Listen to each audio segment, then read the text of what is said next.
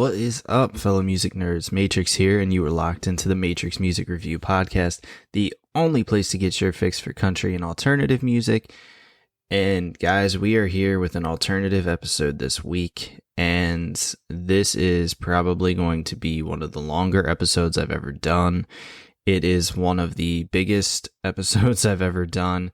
There is so much to talk about. I don't know what happened in the alternative scene over the past week and a half since we last talked, but everything's exploded and there is entirely too much new music, and so much so that I even was not able to get to all of it. So I'll talk about what I missed a little bit, but we have our standard album reviews, which are going to take up a lot of the time because there were a bunch this week. Got some single reviews. I cut back this week just because, like I said, I had so many albums to talk about. And then I got another session for you guys of tour reviews. I was able to catch two in the past week. One really big one, and then one that was a little bit smaller scale, and both were phenomenal, so I can't wait to talk about those a little bit later. As always, if you're not doing so already, head on over to Twitter, Instagram, and TikTok and follow us at Matrix Music Review. If you're listening on Apple or Spotify, make sure you're giving this a thumbs up, a 5-star rating, leave us a comment. Anything you can do helps out and helps build our little community here. And if you want to know what I'm listening to, be listening to what I'm listening to, head on over to Spotify. We got 2 playlists over there, and I'll link the alternative one in the description of this episode. And with that, we are just jumping right in with album reviews. And our first album that we're going to talk about is Built to Last from Arrows in Action. One of my most anticipated albums since I saw them in concert a few months back. Arrows in Action delivers their first debut LP, and this is definitely one that held up for me. You know, it's sometimes hard to be a critic and be critiquing music when you know that you really enjoy an artist or a band so much, but even so, with how much of a fan I was of Arrows in Action, this album really did have it all for me. If you are looking for that pop punk nostalgia, if you're looking for modern day pop punk, this is what you're going to look for, and this is what you need, because if you're craving that all-time low, that Mayday Parade, that yellow card sound, Arrows in Action gives you that for 13 songs on this entire album. So even though we got 6 of these tracks early, I didn't feel like that took away from the listening experience at all, at least not for me. You know, I think the one thing that Arrows does really well is they put these relatable lyrics in for everybody to hear. And I mean, every song really can be an example of that, but no song starts it off stronger than Over It. You know, it basically starts out with the conversation with a mother like, I'm doing just fine. I know I haven't talked to you in a while, but no news is good news, right? And then he goes into telling her about, you know, he met these girls on the internet. He's got another couple interests and things like that. But at the end of the day, he's got to pay rent, but he's broke. Shoes are worn down and his bed's still on the floor. And at the end of the day, he's just over it. And that was one of the songs that I listened to and I heard them perform live that I immediately gravitated towards, because I feel like everybody has those situations where you're just over it, whatever it may be, whether it's work, life, family, relationship, whatever it is that may be going on at that time, you're just kind of over it. And this song can potentially help you get through that situation. And again, you know, the relatable lyrics, again, that's going to be the thing that I probably harp on throughout this entire album. But there was a line in Entropy that said, "Half of my friends are battle scars." And that is just such a clever way of saying that some of his friends that he has have caused him pain, or some of the people in his life caused him pain, but he's learned from it, he's grown from it, and maybe those people are still in your life. And I enjoyed that so much. My favorite on this entire album was a new one that I hadn't heard yet, and that is Learn My Lesson. And again, it's so relatable. And, you know, you got a lyric in there that says, "I'm afraid of damage that comes from being me. I'm easygoing, apathetic, and too content with loneliness." And these are all just lines that really resonate, because that's what helped me gravitate toward this genre. That's what helped me gravitate towards Arrows. These lyrics that just make you feel like, okay, somebody else out there gets what I'm going through. Somebody else out there understands and has gone through it. But you know what? Look at them. They're on the other side and they're doing okay. And that's just so nice to see. And it's what makes this album such an enjoyable experience. You know, I love the home team collab. I love that we get a heavier side of Arrows in Seeing Red. And I love the meaning behind Checking In. You know, Checking In is this song that they actually played when I saw them live a couple months ago. They said, you know, this is going to be one of our singles coming out soon. And Checking In really is one of those songs that if you can't relate to it, you know, it's kind of hard to imagine somebody can't relate to it. But basically just all about how now that you're older, things are so much different, and it may just take a phone call. It may just take a text message to check in on somebody, and it may make the difference, or it may mean the world to that person, or even to you. It may make a difference to you just to check in with that person. And, you know, I'm definitely guilty of not checking in on people all the time. I'm definitely guilty of, you know, just kind of letting things fall by the wayside. And, you know, this is a song that's made me want to change that idea and make me want to do things with other people, maybe people I haven't seen in a while. So really fun to get songs that make you think as hard as this one did. So really enjoyed that from Arrows. Really happy with that song. And look, overall, like I said, this is an album that delivers. It delivers every way that I wanted it to. And the way I write these things down before I come in here and I record, and one of the things that I wrote down about this album that is that it's a great think piece. It's a collection of songs that make you just sit there and think about certain things. You know, whether that's a song like Checking In, where you say, oh, I haven't talked to so-and-so in a while. Maybe I should check in on them, make sure they're doing okay. Maybe it's a song like Learn My Lesson, where you just want to vibe out to it, and it reminds you of that classic summertime pop punk song. And you know, that's what's so great about this band, and this is why I mentioned them a couple of podcasts ago as a band that I really see that can break out. Because let's face it, you know, we're seeing all these festivals where all of the bands that we grew up with are headlining. All these bands that we grew up with are, you know, doing farewell tours, or, you know, in Sum 41's case, they're breaking up. So there's still that hunger for bands like that, and Arrows in Action can swoop right in and be that band for not only the old generation, but a new generation that's starting to fall in love with this genre as well. I've seen such an increase in interest in this genre kind of coming to the forefront again, and I'm so happy to see that. And I hope that Arrows in Action is here for a long time. I think they will be, and you know, all I can say is go check out Built to Last. It will not disappoint you guys. Next album up is Ladybug by Jutes. So this is one of those classic Renaissance pop punk albums. It's got a little bit of rock in it. It's got a little bit of punk in it. It's got a little bit of pop in it. It's got a little bit of everything. But this is what I talked about. I think it was when I reviewed Quitter from him, that this is the potential breakout that we've been looking for. And I mean, I know he's been around for a while, and I know he's got some popularity, but I can see a bigger breakout for him from an album like this.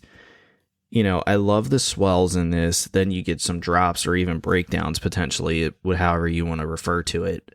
And that's all the way throughout this album. There's a swell, and then you get to a spot where it just breaks, and you get to the, you know, the chorus or whatever it is. You know, this is one of those albums that I spent a little bit of time with. You know, in a normal week where I didn't have an ungodly amount of albums, I probably would have spent a little bit more time with. But, you know, Muscle Memory is a song that stood out to me. It's one that I wanted to talk about because it kind of strikes me as an addiction track, and it really kind of paints a picture of what that could be and what that may be for some people. I think Spit is probably my favorite. It's just this heavy rock and love song. And, you know, overall, like I said, Ladybug is an album that really should be a breakout for him. It's one that I can see being a breakout for him, but unfortunately, the release came at a really poor time in terms of with other big name artists being released, which I will talk about in a little bit, and I'm pretty sure y'all can figure out what album I'm referring to. But either way, Ladybug was such an enjoyable album for me to listen to. It's kind of short, sweet, and to the point. I think it's only 11, 12 songs, but it was so enjoyable, and I'm really excited to hear more. I'm excited to see what this album does once it has some time to really gain traction throughout this scene. So Ladybug from Jutes, go check it out. Next up, we got the Gossip Team EP from poptropicaslutz and Aldrch. So another band that I got to see live when I saw the Magnolia Park Baku's Revenge tour. This is just a short little 4-song EP, but it's such a fun listen. It's got a ton of energy behind it, and they have some great lines that they deliver throughout these 4 songs. You know, you get a song like Newlyweds, where you get a track that says, "I'm a fool for your touch, drank a pint of your lust." It's just such a cool way to basically say I'm falling in love with you, and I'm basically head over heels for you. You have another track called Wow, which is my probable favorite, and you get a line in there that says, how do I tell your father I'm in love with his kin? He must be a doctor because she's my medicine." And that's just such a weirdly interesting way to say, I wonder if your dad realizes I'm in love with you and realizes that you're everything I've been looking for. It's just so different and so unique that you don't really see that very often. And I love it. I love hearing those weird little quirky ways to twist things that we've heard so many different times. You know, again, this is a short EP. It's worth me mentioning because it was such a fun listen, but it's not going to be one that people probably gravitate towards, which is why I wanted to mention it, because, you know, with such a large amount of music being released, some things get lost in the shuffle, and hopefully my job can be to bring some of those ones that people may have missed back to the forefront. So Gossip Team EP from poptropicaslutz and Aldrch, go check it out. Next up, we got Toxic Positivity from The Used. And I'm going to be 100% honest with this one, guys. This is an album that kind of got lost in the sea of new releases for me. It's one that I listened to a few times, and I didn't revisit it a lot. I'm going to be honest. I didn't revisit it a lot just because of how much I connect it with other albums, Arrows, Jutes, and then coming up Sleep Token as well.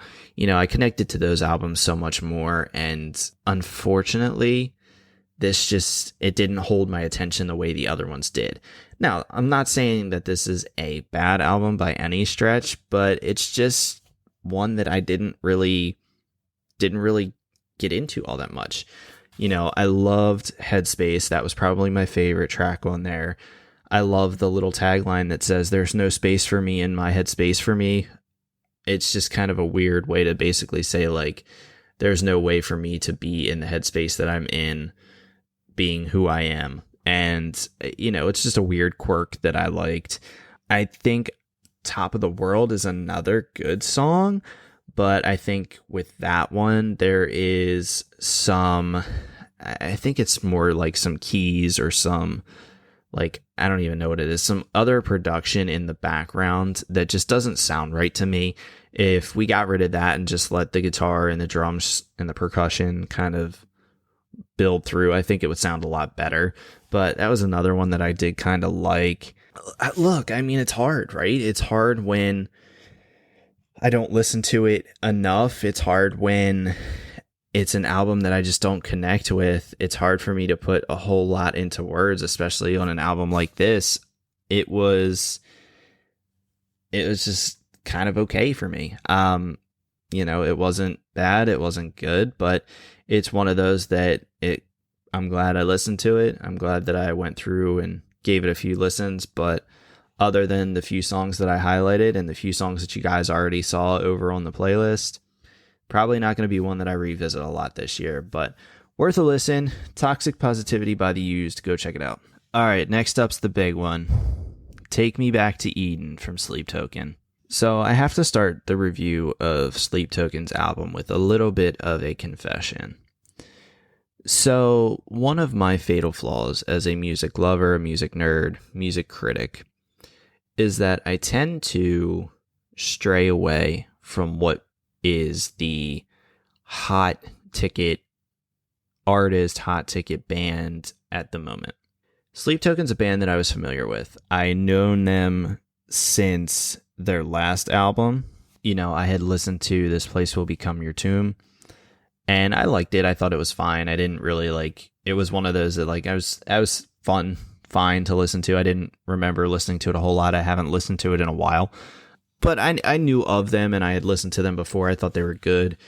And, within the past 6 to 10 months, they've really just kind of exploded, where I feel like every time I turn around, somebody's saying Sleep Token this, Sleep Token that. And I kind of just was like, okay, fine, Sleep Token, whatever. I don't need to pay that much attention to it. I'm sure it's probably not as good as it is. And, I've done this a few times before. I've done this with some more mainstream artists, and I'm not afraid to admit that. And that's one of the things that I think as a music critic, you have to be honest with yourself and honest with the people that listen to you about, is when you make a mistake and you maybe don't give somebody as much of a chance as you should. So I did this with Billie Eilish, and I did this with Olivia Rodrigo, where they got all this buzz and all of this traction behind them. And I'm like, this is probably, for Rodrigo, I was like, oh, it's just because she was on Disney and just because she was on High School Musical. I'm sure that Driver's License is just taken off because people are gravitating towards her because she was on the show. And then I listened to Sour and got smacked in the face with a lot of talent, an album that I really loved and I still love to this day. Same thing with Billie Eilish. I got all this, oh, she's got such a good writing style. She's got such a unique way of doing things. And I listened to When We All Fall Asleep, Where Do We Go? And again, was blown away, smacked in the face, and she's become one of my favorite artists. And so once again, history repeated itself, and I was smacked in the face by Sleep Token and basically told that Sleep Token's here, they're really good, and this album was one that I should have been having a high anticipation for, like I did with Arrows. Because I'm going to be honest, this album was an experience, and that's the only way that you can classify this Sleep Token album, Take Me Back to Eden, is that it is an experience. I've never experienced an album quite like this before. It is kind of surreal to me that an album from start to finish can just kind of capture my attention as much as Sleep Token's album did. It's a perfect example of something that I say all the time, that you need to listen to an album from start to finish without skipping around and song skipping and saying, oh, well, I wonder what Ascensionism is about, or, oh, I wonder what Euclid's all about. But I'll come back to Chokehold. I'll come back to Aqua Regia. I'll come back to those. No, this is an album that is a perfect example of listen to it all the way through and you'll understand what's going on. And it's another example of it, how it's difficult to listen to those songs by themselves. It's almost like when you want to listen to Sleep Token, you just have to say, you know what, I'm taking an hour out of my day. This is who I'm listening to. This is the album that I'm listening to. And that's just how it's going to be.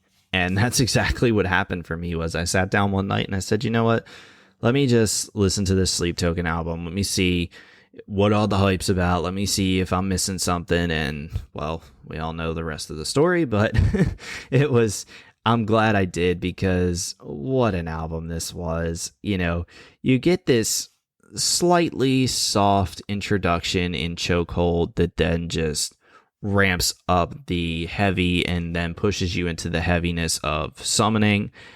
And musically, it's some of the best music I've heard in a long time, especially this year. I mean, it's just got a lot of different production choices. It's got a lot of different sounds.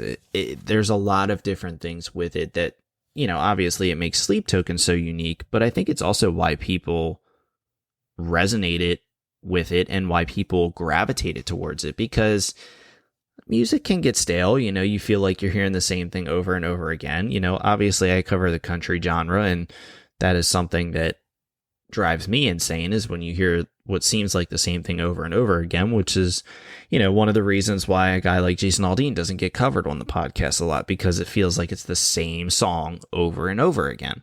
But, with this one, you got somebody, Vessel One, not going to speculate on who it is. That is not my job here. My job here is to talk about the music, not who the person is. But Vessel One really shows off vocal range throughout. You have high, you have low, you have some heaviness, you have some growling, you have some lightness.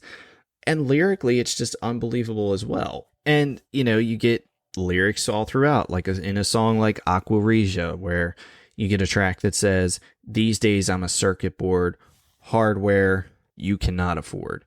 And those are just like mind blowing to me, because circuit board is never used in a song, let alone a rock, metal, punk, whatever you want to call this genre that Sleep Token seems to be in. You get a song like Ascensionism, where you get a line that says, "Synapses snap back in blissful anguish."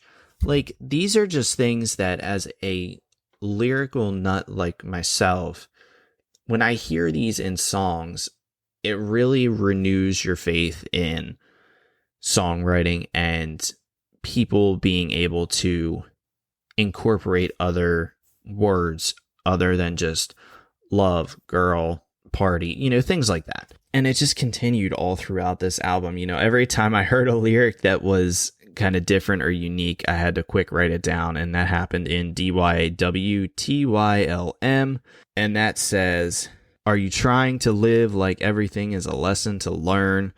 That is definitely an interesting take and an interesting line. To me, that's almost asking, are you trying to live like there's no tomorrow? Are you trying to live like everything you do may be hit with a consequence?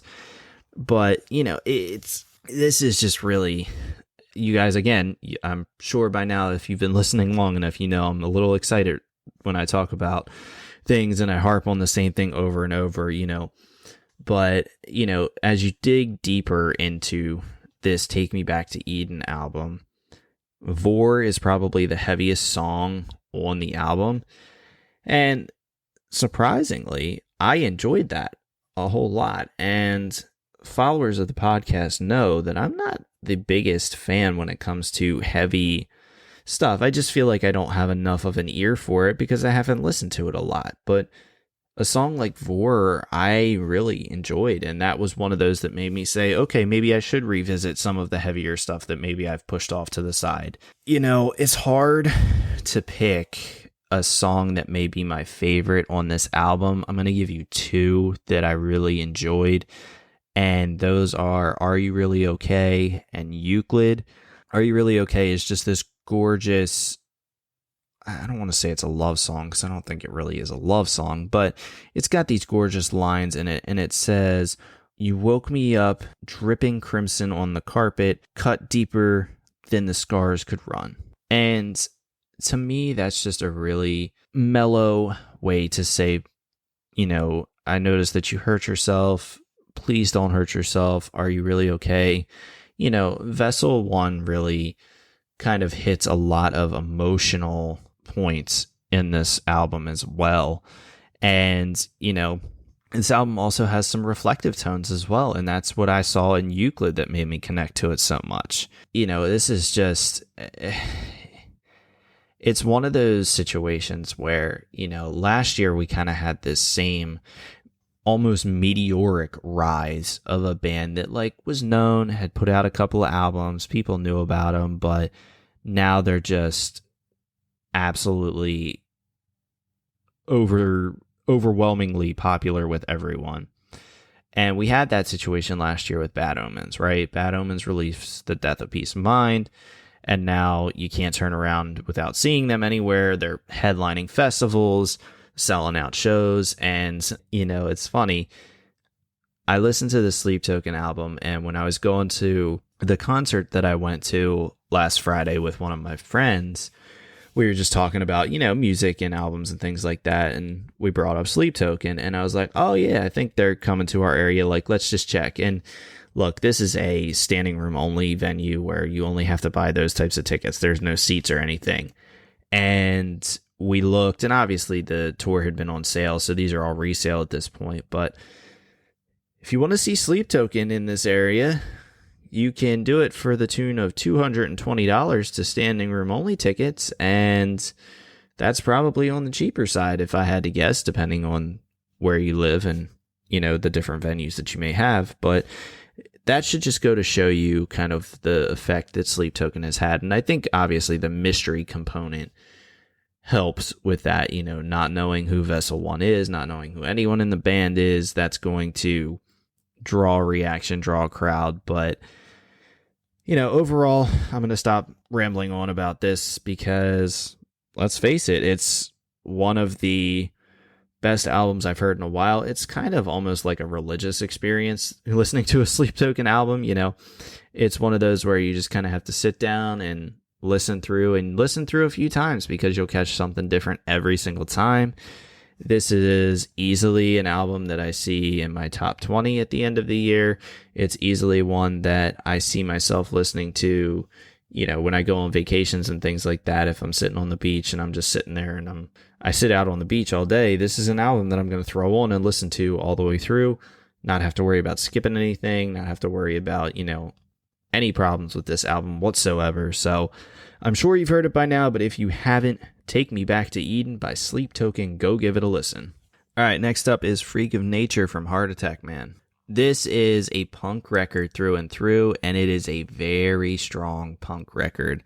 It's one of the most enjoyable listens I've had all year because it's just a great example of less is more. We haven't had this situation come up a lot in the alt scene this year, but over on the countryside, everybody has heard me just basically complain and moan and groan about how long albums have been. Oh, these albums are so long, and if they were shorter, they'd be better. Well, Heart Attack Man just gave us a perfect example of that. This is 10 songs. It's very tight. It's very... I don't even know how to describe it other than with an album that's so perfectly put together like this, you're almost getting creativity overload where you're just constantly getting all these different unique things from Heart Attack Man. And Heart Attack Man's like that to begin with, but wow, this was just such a fun listen. I mean, you have songs like a Kennedy, which I'm not getting into what that means or some of the lyrics behind that. Y'all can go look that up yourself. That one was so fun to listen to. Then you have a song like Stick Up. And Stick Up is basically a song to me about not being heard, and you're not being heard by anybody, and you're just going to do something about it. And it might not be something that you want to do. It might not be something that people would expect. And, maybe at the end, somebody's going to regret it. And that was just very unique to me.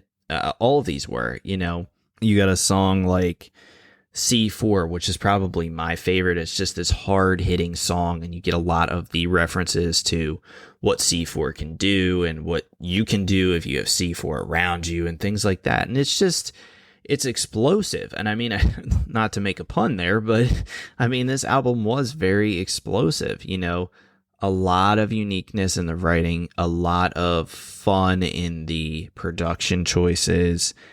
And one of the things that I really enjoyed about this album, other than, it being less is more, is that the album closer, See You on the Other Side, really just kind of is the culmination of an album that's just kind of been hard-hitting in your face, giving you all these different things, and then they just mellow you down a little bit. And what better way to close an album than just kind of mellowing everybody out? It's not super slow or stripped back or anything like that, but it's just a more mellow, gentler tone than the in-your-face nature of Freak of Nature or C4 or God Called Out Today or something like that.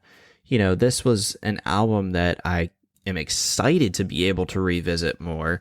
Now that I've kind of gotten away from this week of listening to Sleep Token, listening to Arrows, listening to all these different things that, I knew that I really was looking forward to. Now I can go back and enjoy some of these other albums that upon first, second, third listen, I was like, oh, this is really fun. And that's exactly what Freak of Nature from Heart Attack Man is. It's one of the more fun records you'll listen to. If you haven't listened to it yet, please go check it out. Freak of Nature by Heart Attack Man. All right, the last album I just want to touch on very quickly, just because I have not spent a whole lot of time with it. I listened to it once, is Gravity's Rainbow from Misfortune. So Gravity's Rainbow is one, like I said, I really only got to listen to one time through, but I loved this album on first listen. I love the aesthetic of, the album cover. That was what kind of drew me in. And I'm really looking forward to, I think this is probably going to be one of the albums that I listen to tomorrow when I'm at work. And, it was one of those things where after listening to the album, looking at some of the initial posts about it, I saw an IG post that the band put up, and one of the things that they mentioned was that they felt like there was a lot of emotion put into this record, and I felt that right away. That was one of the things that made me so connected to it, was that I felt that emotion, I felt that rawness in all of the lyrics. And I love that. One of the things that I did write down was that there was a powerful lyric in a song called Black Pixie. And it says, I can't stand to see you go from diagnosed to overdose. That is just a wild lyric to see in a song. And it was like one of the first 3 or 4 lines of that song. So it just kind of sets the stage for an emotional, raw track. And I think the first time through, my favorite was probably Backlash, but I'll link that one in the playlist. I'll link Black Pixie in the playlist so you guys can see what I'm talking about. I will try to do a fuller review once I have some more time to spend with it. I'm looking at maybe doing the next pod just as like some follow-up ones, because one of the other albums that I didn't get to this week needs to be on there. But in the meantime, Gravity's Rainbow by Misfortune, go check it out. And like I said, next pod, we'll try to do a full review of that one. I still need to get to Till the Wheels Fall Off from WSTR and some other ones that I missed in the past. But in the meantime, go check out Gravity's Rainbow by Misfortune.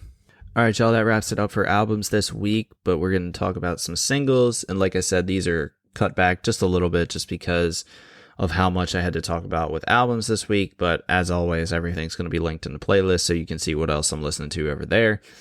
First one I want to talk about is Rivers by First and Forever. I love the emotion that First and Forever bring in almost every song that they put out. I love this track, and I loved hearing them live. This was another one of those bands that I think we're touching on all the bands from Baku's Revenge in this podcast, go figure. But this was another one of those bands that I loved seeing live, and it really just gave me a greater appreciation for what they do. So Rivers by First and Forever, go check it out. Next one is Let Go by No Deal. So No Deal is a band that was very new to me when I saw the promo for this song. I have been playing this nonstop, and this is one of those songs, I try to gauge interest in some of these newer bands, newer artists that, people may not have heard of. So I have a decent amount of friends that listen to the same music that I do, or at least enjoy the same music that I do. And so Let Go was a song that I sent out, and I was just kind of curious as to what the response would be. And damn, my friends love this track from No Deal. They were all over this song. Let Go has become a staple for my friend group, so it was exciting to see other people stoked on some of these bands that, maybe they hadn't heard of before. And that's what I love. That's probably one of the biggest things that I love to see coming out of this podcast, is introducing people to music that they may not have had a chance to get to, people being introduced to bands that they may not have heard of. That's what I love to do. So Let Go by New Deal, go check it out. Next up, we have Armageddon by From Ashes to New. Look, I know they get a ton of comparisons to Linkin Park, and I get it, but they really do have their own unique style, and it shows in this entire track. It's one of my favorites in the past couple of weeks, and it's just an interesting sound that we don't hear very often because, as I said, they get a lot of comparisons to Linkin Park, and nobody really tries to do what Linkin Park does, and I know that that's not what From Ashes to New is doing. They're doing it their own unique way, and I love it. So Armageddon from Ashes to New, go check it out. Next up, we have Anomaly from I See Stars. This is the first song that we've gotten from I See Stars since 2016, or 2018 if you want to consider their acoustic album in that. But first in a very long time is the point here, and I don't have much to say about this track. It's great to have I See Stars back. I'm hoping we get some more stuff, maybe a new album, tour, things like that. And in the meantime, I'll send you all to go check out Anomaly from I See Stars. Next up, we got Never the One from Ocean Sleeper. So this was a nice, heavier track from a band that I'm not super familiar with. I know the name. I've probably listened to a couple of songs here and there, but I did not have a whole lot of familiarity with Ocean Sleeper. So excited to look back into them a little bit more. Happy to hear some new stuff from them. So Never the One from Ocean Sleeper. Go check it out. Next up, we got Cry to Heaven from Creeper. So another case of a unique, different sound. Creeper has a real unique classic rock sound almost here, and I don't even know how to describe it, but it's a song that really popped up on a lot of different social media platforms this week. It was one that I saw, I think one of the guys from Arrows in Action was talking about it. I think even another band had posted a bunch about Creeper. So when you see your favorite artists and your favorite bands talking about other bands, that's your cue to go check them out, because that's probably going to be something that you're going to enjoy too. If you enjoy one artist's music and they're supporting somebody else, you're going to likely enjoy that. So Cry to Heaven from Creeper, go check it out. Next up, we have another return in Wake the Dead from blessthefall. So blessthefall returns, and I think this is their first track since 2019, 2020. I don't even remember what it said for them, but blessthefall returns. They announce a tour. I know Caskets is on there, and it's two other bands, and I cannot for the life of me remember who they are, but they announced that they're back. And another one that, it's great to hear blessthefall back. It's great to hear that they're going to be doing a tour. Maybe I'm going to go check them out on tour. And in the meantime, Wake the Dead from blessthefall, go check it out. And then, of course, it wouldn't be an alternative podcast here at Matrix Music Review if we didn't talk about a Magnolia Park single, and they just made the deadline with dropping it today. It is Manic from Magnolia Park and 408. And damn it, they've been advertising this song as this is the pop punk song of the summer. And they're right. It might just be the pop punk song of the summer. This is one of those high energy, high tempo songs.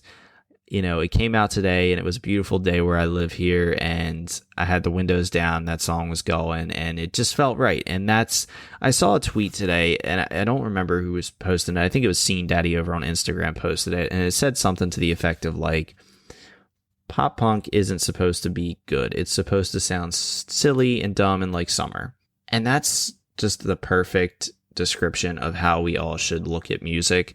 We all shouldn't have to look at it and say, oh, this is good, this is bad, this is this. Is it enjoyable? Does it make you think of something? Does it evoke an emotion from you? If so, then it's good. And that's exactly what Manic did for me today. Manic is a fun song that I see myself listening to all summer long at the beach, windows down. So go check out Manic from Magnolia Park and 408. All right, hopefully y'all are still with me here. I know it's been a lot of review, but hopefully it's a lot of good review and a lot of new stuff that you guys are going to go check out. But in the meantime, to wrap up this week, what I have is 2 tour reviews to talk about. And I'm excited because these were so much fun to go to. So the first one that I'm going to talk about is I caught the Pink Couch Tour from Meet Me at the Altar with support from Chloe Lilac and Kid Sistr. So I was able to catch that tour last week, and Kid Sistr started out, and they rocked. I mean, I was not super familiar with them, and they were super, super cool to hear. Really fun band. Was more than happy to go back and check out more of their stuff, and excited to hear more. That's what I love about going to some of these shows where, I may know the headliner or one or two other acts, and then you get some of these other artists that just kind of pop onto your radar, and you're like, whoa, hold on. How did I miss such talented artists or such talented people? And that rang true for Chloe Lilac as well. I mean, she came on stage and her talent was evident from the start. I don't remember how many songs she did. I know she did an unreleased one that was phenomenal. I'm excited to hear when that one actually comes out. And, it's smaller venues too. It's kind of cool because artists tend to hang around and either watch the main act show or they tend to hang out by merch tables. And I was able to actually go back and talk to Chloe Lilac for a little bit, and just such a chill person, such a down to earth person, really cool to get to talk to her and, basically just show appreciation. Sometimes that's all artists really want, that you enjoyed the show and that you resonated with something. And that was something that I really appreciated from Chloe, that she was there talking to anybody that would come past. And that was really cool. So Meet Me at the Altar came on, and wow, they really blew me away too. It was such a fun concert going experience because I can't even describe the feeling when I was in a room where you could just tell people were able to be themselves. And that is something that is just, you can't put a price on it. And Meet Me at the Altar really made it so that everybody felt like they could just be themselves and vibe out to such amazing music. I'm really happy because you guys know I talked about it when I talked about the album. One of my favorite songs for them was A Few Tomorrows. They played it. Of course, I went nuts to it. Really happy to see that. Addo on drums is phenomenal. I don't know why, but I was just drawn to that performance so much so. So kudos to Addo on drums for Meet Me at the Altar. Such a strong performer. And, if you guys get a chance to see them on tour, whether it's at a festival or anything like that, even if they're a headliner, go do it because you will not be disappointed with Meet Me at the Altar, Chloe Lilac, or Kid Sistr. And finally, yes, I was able to go see Blink-182 on their tour. So I'm going to start with White Reaper. They opened up, and White Reaper was awesome. White Reaper's a band that I feel like is just kind of undervalued and overlooked sometimes. They go hard. I mean, they were a lot of fun to see before Blink. They really had that same energy, that same vibe that Blink can give off. So really excited to see them. Turnstile came out before Blink. Oh, what a fun time Turnstile is. They are so energetic and it's infectious, Like they're a band that the arena wasn't super full just yet, but it was starting to fill up and they got everybody up and moving. Like I looked around the arena and people were up and just jamming out to Turnstile. And that is so cool to see because I still feel like even though Turnstile's gotten some Grammy nods, things like that, I feel like they still don't have a ton of respect, or they haven't gained a lot of respect just with the casual listener. So really cool to see Turnstile get people up and get people moving. And then look, I don't even know what to say about Blink-182, right? Like Blink-182 is one of the bands of our generation. They sound just as good as they did 20 plus years ago. If you're worried about, do they sound, could they sound worse? No, they don't sound worse. Tom sounds great. Mark sounds great. And if for no other reason, if you're still contemplating whether or not to go, please just go and see Travis on drums. Travis on drums is a sight to see. I had never seen Blink before, and one of my bucket list items was to see either Blink on tour or Travis on tour as the drummer for someone, whether it was Blink or whoever else. So I got to check off two things there.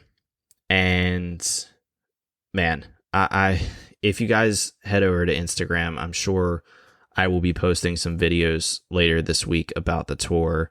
It was just an incredible sight to see, from the pyrotechnics going off while he's suspended 30 feet in the air with his drum set, to throwing a towel over his face and just drumming completely blind. There's a reason that he's considered the best in the world and the best that potentially that's ever done it. And he shows it on this. And the other thing that really stood out to me was that you can tell that these guys are giving it 110 every night. I feel like sometimes people feel like they go to these shows and bands may try to like take a night off or not go as hard. That ain't happening with Blink. That is not happening. And you could tell that the energy was just draining out of these guys by the end, because Travis was literally laying on his drum set after like the 20th song, and he still had like a few left. And after he'd finish every song, he'd just like almost collapse onto the drum set. But you could tell he was just going all out because that's what he loves to do. So if you get the chance to go see them on tour, please do. Blink-182, Turnstile, and White Reaper. Such a good event, such a good show. That wraps it up for us here this week on Matrix Music Review. I hope everybody enjoyed. Again, I know this is a long one, but it is well worth it, in my opinion, to hear some of these albums, to hear some of these reviews that were really fun to get into. I said a lot throughout this podcast that it was a lot of music to talk about and a lot of music to listen to, but that's what I love to do. So I can't wait to do it again. I hope we have another week like this where I almost have to cut albums out because there are too many. So in the meantime, y'all know what to do. On Apple or Spotify, if that's where you're listening, give us a review, give us a thumbs up, 5-star, whatever you want to do with that. Head on over to Instagram, Twitter, and TikTok. Give us a follow there. Stay up to date on a day-to-day stuff. I'm always posting on Instagram. That's probably the main platform. I don't post on Twitter as much, and TikTok I try to stay up with, but Instagram's the main one if you want to see the day-to-day workings on Matrix Music Review. And as always, head on over to Spotify, follow our playlists. You can stay up to date on all the music that I'm listening to over there. And be sure to share this podcast with your friends. Be sure to share it to your social media so that more people can hear some of these reviews and find out bands like No Deal and find out, that blessthefall is back that they may not have known yet, right? So, as we always do, for my Spotify listeners, we're going to let a band or an artist play us out this week. Very simple. It is Learn My Lesson from Arrows in Action. See you guys next time.